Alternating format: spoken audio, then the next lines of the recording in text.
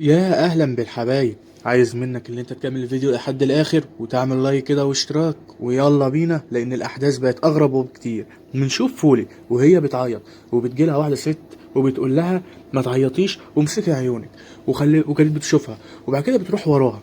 ولما بتروح وراها تكتشف سر غريب، سر عجيب. بتقول لها انت موداني على فين وايه الاحتفال ده؟ بتقول لها احنا هنا بنطلع الجنازه بالطريقه بتاعتنا، بنحتفل انها ماتت. الله اكبر عليكم، بيحتفلوا انها ماتت. المهم يا رفيق، فضلت تبص كده وبعد كده بدأت تقلع وتحتفل معاهم وتطلع الحزن. وبعد حبة لف بدأت اللي هي تصوت وتعيط لأنها فاكرة إنها موتت الولية بالأدرينالين الأسود.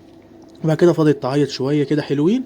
وبعد كده خلاص نرجع لروين وهي قامت من النوم وحلمت كده حلم كان غريب وعجيب. بعد كده بتروح لسبرين وبتقول له انا حلمت بحلم غريب كده وعجيب، انت حلمت بيه؟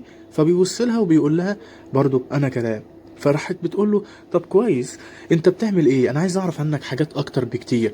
يعني مثلا ايه الحاجات اللي محطوطه هنا دي؟ وبتمسك حب كوره وهو بيفضل يضحك كده وبيبص لها. وبعد كده بتلاقي عنده ايه؟ مشروب، وبنعرف ان المشروب ده كان سم فئران بيحطه للفئران. وبعد كده بتمسك صفاره وبتقول له انت كنت بتصطاد حمام ولا ايه؟ بيقول لها اه كنت بصطاد حمام. وبدا يحكي ليها قصه والده، ان هو كان دايما بيقعدوا هنا وكانوا بيروحوا بيصطادوا حمام واللازم منه يعني ذكريات يعني. وبتقول له كويس، طب هو ابوك فين؟ قال لها ابويا ايه يا حاجه، ابويا مات. بعد كده بتقول له انت اكيد جاي معايا الجنازه النهارده لان انا مش عايز اروح لوحدي. بيقول لها ما انا اكيد هاجي معاك لان هحميكي. وبتضحك وبيفضل كده ان بينها حبته. بعد كده بنرجع للجده بقى. الجده بتنزل وبتتفرج على الخدامه اللي موتت نفسها وعايزه تجيب منها المفتاح، وبتلبس جوانتي وبتحاول تمد ايديها. ما تحفيش يا جده. بنلاقي واحد مجنون قاعد بيجري وبيقول له سيبني في حالي، وكان عايز ينتحر لكن بيجي واحد وبيمسكه وبيقبضوا عليه. وهو بيفضل يقول ابعد عني ابعد عني انا ما عملتش حاجه. بنلاقي روين وهي ماسكه دماغها وبتركز على السلحفه اللي قدامها واللي هي بتتفرج عليها. بعد كده بيجي سبرين بيقطع تفكيرها وبيقول لها يلا بينا. بتقول انه متوتره جدا لان رايحه للعيله، العيله فاكرين ان انا مت. بعد كده اروح لهم اقول لهم ان انا عايشه. بيقول لهم انا هفضل معاكي وهحميكي. بتقول له خلاص، بتهز دماغها كده لكن هو بيقول لها انا هفضل وراكي. بعد كده بتبص له وبتقول له خلاص يلا بينا نروح. وبالفعل بعد ما بيطمنها كده شويه بتاخد شنطتها وبتروح لجنازه امها. وهنا يحصل بقى الحوارات الغريبه الكتيره. لكن هي تدخل الجنازة وبتصدم الجميع انها حية وموجودة، ولكن انا مشاكك انهم مصدومين في جمالها. بعد كده كله بيبدأ يشاور عليها وبيقولوا ايه الجمال ده وايه ده، هي رجعت تاني حية ولا ايه؟ بعد كده بتفضل تدخل الجنازة وبتقابلها جدتها وبتقول لها ايه مامتك هناك اهي. بعد كده بتروح لمامتها وبتفضل كده بص عليها وبتكون زعلانه لانها اول ما عرفتها راحت على اللوبي على طول، وكل اللي بيعرفها بيروح على اللوبي على طول، وانا لو عرفتها هروح على اللوبي على طول ففككوا منها. بعد كده بيدخل حبه ورد من جنازه لكن باين كده ان روين هي اللي استخدمت قوتها وهي اللي دخلت الورد ده. بعد كده بياخدوها علشان اكرام الميت دفنه. بعد كده بيجي سابرين وبيقول لها انا لازم اسيبك دلوقتي لان جات لي اخبار انهم قبضوا على واحد عرف ان امك ماتت ازاي وانا مضطر اروح هناك. قالت له طب اجي معاك؟ قال لها لا خليك انت هنا علشان انا اعرف الدنيا هناك ماشيه ازاي. وهي فعلا بتقعد هنا وبتبقى على قبر امها. بعد كده وهي كده بتشوفها بتيجي جدتها وتقول لها انا مبسوطه جدا اللي انت جيتي، واخيرا بنتنا رجعت تاني للقصر بتاعنا. انا عايزك تخلصي الجنازه وتجيلي على طول على القصر عشان اعرفك على حبه حاجات كده وان انت الوريثه الوحيده للقصر. بتقول لها انا مش عايزه اورث حاجه. لا لا لا ما تقوليش كده، خلصي الجنازه وتعالي لي جوه وهنتكلم مع بعض في الحوار ده. وبتمشي الجده. وبعد كده روين تفضل واقفه كده مع حالها ووحدها وبتبص شمال ويمين. وفجاه وهي بترجع ورا بتيجي واحده اسمها تسة منجايه وبتحط الورد على القبر. ولكن بيجي واحد من بعيد بيفضل يصور وبيجمع معلومات عنه، وهي معلومات عن تسة وعن روين الاتنين مع بعض، يعني تقدر تقول كده الاتنين في واحد. بعد كده بتيجي روين تدخل القصر وبتفضل متنحه جدا وبتبص القصر من جميع النواحي وبتكون مش عارفه هي شافته فين قبل كده. بس لو انت متابع الحلقات اللي قبل كده هتعرف انها شافته في الحلم. وبتدخل روين تستكشف المكان وبتفضل تلف في المكتبة رايح جاي وبتفضل تقول انا الحتة دي شفتها فين قبل كده او الاستكشاف ده شفته فين قبل كده. وبعد حبة تدوير ولف كتير بتلاقي كده ان في ورقة متعلقة او هي صور، يعني صور لابوها او جدها امها عيلتها اجدادها اي حد من العصور الوسطى اللي هم كانوا قاعدين. بعد كده بنلاقي الدنيا هوت مرة واحدة والشباك اتفتح لوحده وبنعرف ان الشيطان معاه. بس جدتها بعد كده بتدخل وبتقطع الكلام ده وبتاخد روين وبيقعدوا هما الاتنين على جنب. وبتقول لها انت الوريثه الوحيده للقصر ده، ودي صور امك انا جمعتها او صور العيله اللي انا جمعتهم، عايزك تشويهم وتتعرفي عليهم. بعد كده بتفضل تقول لها هي ايه الحكايه اللي بتحصل دي؟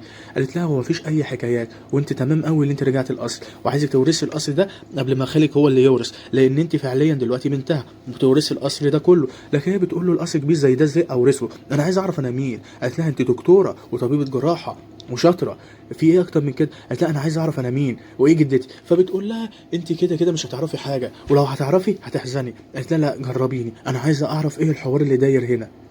بتفضل بصلها كده كتير وبتفضل تتامل فيها، وبتضطر جدتها تقول لها على كل حاجه، انها هي اللي اديتها لامها بالتباني عشان تتربى بعيد وتمشي بعيد عن العيله، وان امها كانت عايزه تتخلص منها لانها غلطت، واحنا ما بنعرفكيش انت بنت مين ولا بنت ايه، لكن انت باينك بنت الشيطان. بعد كده بتغير الكلام، تفضل كده ايه تغير وتحور عليها شويه، وبتغير الكلام ان هي قالته، لان وهي كانت في حاله انبهار او صدمه من انها عرفت دلوقتي انها بنت الشيطان، وباين كده الشيطان هيلف عليها. بعد كده بتدعمها وبتقول لها ما تخافيش، انا معاكي والعيله كلها معاكي، وهنقف ضده لو حصل اي حاجه. وبعد كده هي بتبقى في حاله صدمه، وبعد كده بتقوم لان خالها بيجي يقطع الحوار وبيقول لها يلا بينا نحتفل بالجنازه وبالوفاه. انا مش عارف ايه العالم دي، واحد ميت بيحتفلوا بيه يعني ولا ايه؟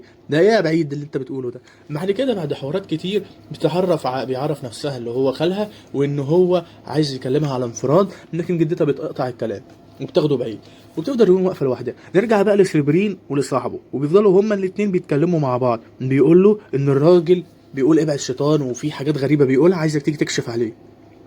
بيدخل سيبرين على الراجل وبيكون متفاجئ منه قوي، وبيقول هو ده ايه اللي حصل له؟ بيقول له ده كان معاها في الاسانسير وباين له كده شايف حاجه او الشيطان استولى عليه. طب بيقول له خلاص انا هحاول اقرب لك، وبيحاول اللي هو يهدي الراجل، لكن الراجل مش بيهدى وبيفضل يتلوى كده وبيفضل رايح جاي. بيضطر سيبرين اللي هو خلاص يبدا يكشف عليه، وبالفعل اول ما سيبرين بيكشف عليه بيعرف كل حاجه حصلت جوه الاسانسير، وبيعرف ايه اللي جرى، وبيقول له الراجل ده كان معاه في الاسانسير، وان جواه قوه غريبه انا مش عارفها ايه القوه دي، بس القوه اللي جواه متطوره جدا، وانا خايف ان القوه دي تلبسنا احنا.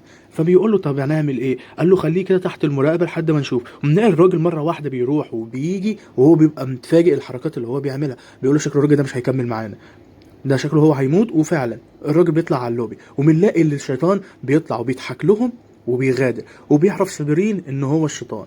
بعد كده بنرجع بقى للوين وهي بتتعرف على جدتها وجدة جدتها وجدتها وخالتها وعمتها، العيله دي كلها الغريبه يعني اللي مش مفهوم منها اي حاجه. وبتقول لها استني هخليكي تقابلي بنتي، وبتجي لها بنتها، وبنتها بتطلع اللي هي ضمن حقوق المراه تبع رضوى الشربيني. بتفضل تقول لها عن الحقوق المراه والكلام اللي غيره والحملات المنهجه عن النت والغيره.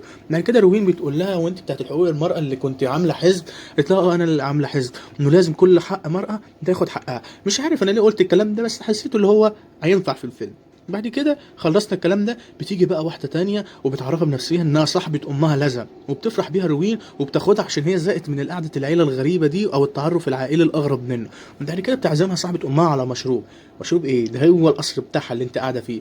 وبتفضل تقول لها ان امها كانت صاحبتها وانها عايزه تعرفها على القصر، وانها هتلففها لفه حلوه كده في القصر. وبتاخدها وبتلففها في القصر، وبتفضل تعرفها عن الصور، جدتها بقى جدها، العالم الغريبه دي. بعد كده بتقول لها ان في حوار جامد باين بره، وان جدتك دي كانت كويسه، لكن امك كانت كويسه وانا كنت بحبها جدا. وخلي بالك ان في قوه غريبه في العيله بتاعتنا، لازم ان انت تتعودي وتدربي عليها وتعرفي ازاي تطلعيها، لان ممكن مره واحده تموتي كل اللي حواليك. بعد كده بتقول لها بس كده عرفتي العيله بتاعتك؟ فبتبص روين للصور بتقول لها هو ايه المفتاح ده؟ قالت لها لا المفتاح ده بقى جدتك هي اللي تجيبهولك، انا ماليش دعوه، انا اخرك اعرفك عيلتك مين واسمهم ايه. بعد كده بتبعت رساله لروين لخالها، وخالها بيبعت لها رساله وبيقول لها تعالى انا عايزك بره، وبتروح وراه بيقول لها انا صاحب القصر ده، ومفروض ان انت كنت هورث القصر ده، بس انت طالما جيتي فالقصر بقى ليكي، لكن انا مش مستغرب. بتقول له شكلك كده انك دماغك سم. قال لها خلي بالك انا اقدر اخلي القصر ده يبقى ليا بتاعي، لكن انا مش هعمل كده لان انا كنت بحب امي. لكن على فكره ان جدتك واقفه معاكي ده برضو مش هيملى فراغك ولا هيملى مكانك، الاصل ده هاخده. انا عايزك تمضي تنازل لما تهدي، يا اما هيبقى في حاله عداء بيننا احنا الاثنين. وبتفضل تبص له كده وبتضحك له، وبتقول له طيب هنشوف هنعمل ايه في القصر، انا كده كده مش عايز اقعد هنا. قال لها براحتك بس عندك وقت قليل. وبتفضل روين تبص له كده وباين ان في حاله عداء ما بينهم، لكن بتدخل جدتها وبتقطع الحوار وبتقول لها هو عمل لك حاجه ضايقك في حاجه، خدي المفتاح ده البسيه، ده مفتاح انا هيامنك وهيحميك من الشيطان. بعد كده بص لخالها وبيفضلوا يتكلموا هما الاثنين ويشدوا مع بعض. بتقول له انت عايز ايه من امها عشان انت اللي موتها؟ بيقول لها انت اللي موتيها وحبستيها في البيت لحد ما ماتت منك. قالت له اسكت ما تتكلمش معايا. وبتفضل جدتها تتوتر ولانها حجوجه كبيره بتقول ما ينفعش تتكلم معايا كده. بيقول لها اتكلم معاكي ايه؟ ده انت كنت هتموتيني انا كمان، فاكره؟ فهي روين بتفضل في حاله صدمه وما تكونش مصدقه اللي بتقوله، لكن بتحاول تهدي جدتها وتقعدها وبتقول لها اهدي. بيقول لها بتروح لبنتها وتقول لها اهدي، بتقول له خلي بالك دي دكتوره. بيقول لها خدي الكارت بتاعي علشان تمضي التنازل على القصر، كمان كام يوم تبقي تيجي. وبتفضل روين بصله كده نظر التحدي. بعد كده بتضحك له ضحكه كده من تحت اللسان اللي هي ضحكه الصفرة يعني. بعد كده بتبص لجدتها وبتقول لها انا مش عارفه هو ماله في ايه. بعد كده بتنقل بينا الحوار ان هي بتدخل اوضه امها وبتبدا انها تشوف كل حاجه. بس هي قبل ما تدخل بيت امها كانت واقفه على الاوضه وبتلاقي فيه صوت بيجذبها فوق، وبتفضل ماشيه ورا الصوت ده واحده واحده لحد ما فعلا بتوصل لاوضه امها. وبتدخل لاوضه امها بتلاقي ان في واحده قاعده بس بتعدي، كانت فاكراها هي اوضه امها وبتغلط، بس في الاخر بتدخل اوضه امها. ولما بتدخل بتستعجب على اوضه امها وانها نظيفه جدا يعني، مع ان كانت امها سايباها لها مده. وبتبص على المفتاح اللي لقيته في الصوره، بتقلع مفتاح جدتها بترميه على الارض وبتلبس مفتاح امها. طبعا مفتاح امها ده عارفين اللي هو بيبقى معاه ايه؟ بيبقى معاه الشيطان. وبتلبسه فعلا وبتفضل فرحانه بالمفتاح وبتفضل تقول انا جامده قوي، وانت فعلا انت جامده قوي من غير اي حاجه. بعد كده بيبقى تحت انظار امها وبتقول لها ايه ده؟ دي اخدت المفتاح ورمت مفتاحي، معنى كده انها هتبدا تتعاون مع الشيطان. كل الكلام ده ما بينها لحد ما روين بتكتشف الكلام ده وبتقول لها خلي بالك العشاء جاي، يلا بينا على تحت ناكل. بتقول لها ماشي، دقايق وهكون عندك تحت. بس بتفضل بص لها انها مفجوعه، وجدتها بتفضل زعلانه لانها هتمضي مع الشيطان. وبتبعت صوره لسبرين بصورة المفتاح، وبيبدأ سبرين يقارنها بصورة أمها معاها المفتاح، وبيعرف إن المفتاح ده هو اللي جواه لارشر ومعاه الشيطان، وأي حد بيلبسه بيجيله لارشر. وبعد كده بيطلع يجري عليها. تبدأ جدتها بتحضر الأكل وتفضل تكلمها عن العقيدة والإيمان والتوحيد والنور واللازم منه يعني.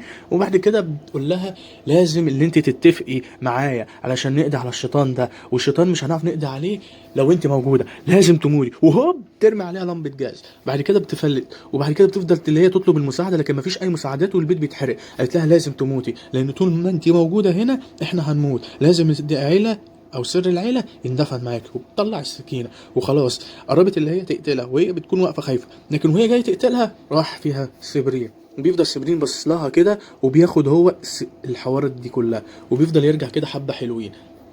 تاخده روين بعيد عن امها وبتمشي بيه عشان تخرجه بره البيت اللي بيتحرق ده. والبيت فعلا بدأ اللي هو يتحرق، وبيجي الشيطان ورا جدتها ويقول لها ايه انا جيت وخلي بالك هتكون ليا وهم مش هيخرجوا من هنا، وبيقفل عليهم البيبان. وبعد كده بيضحك كده ضحكه غريبه يقول انها بقت بتاعتي. عايزك تعمل لايك كده واشتراك. كانوا معكم زياد خلف الله واشوفك في فيديو جديد.